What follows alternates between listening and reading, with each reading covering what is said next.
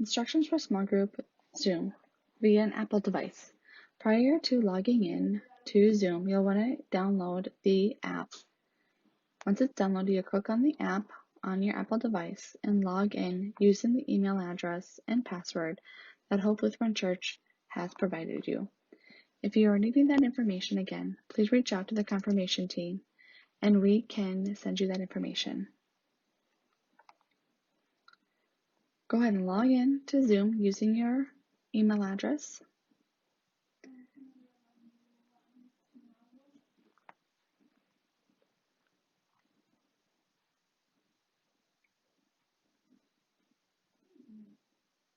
Enter your password, and then once you've entered your password in, click on Sign In. Now, if there is more than one small group leader leading your group, be aware that all of you leaders can use the same email address, except for whoever logs in first will have administrative rights or hosting rights to Zoom, and that allows you to admit your students into the meeting and gives you other rights in Zoom.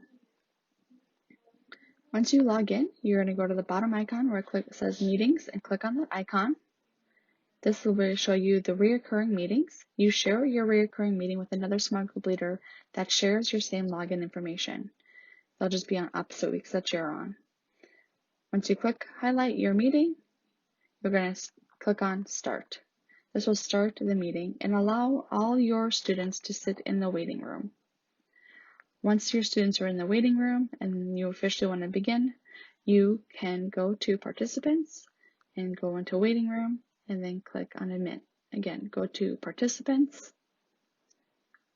and then click on Admit, and then they will be able to join the small group meeting that you're hosting. For this recording, I have muted myself because I'm hosting and I'm a participant and I don't want any feedback. I've also turned off the video for this video. So again, you can keep everyone unmuted and the video on so you can take attendance. You do have the option of muting everybody. If they are distracting or maybe not listening, you can choose to mute them and then you can request to have them unmuted. Some features under the More is you have all those different emotions that you can share. If a student is participating or showing some love or being joyful, you can click on those different actions and that'll pop up on your screen for all to see. You also have the meeting settings. We'll talk about that here in a moment. You can record this meeting. There is no need to. You can minimize the meeting or you can have a virtual background.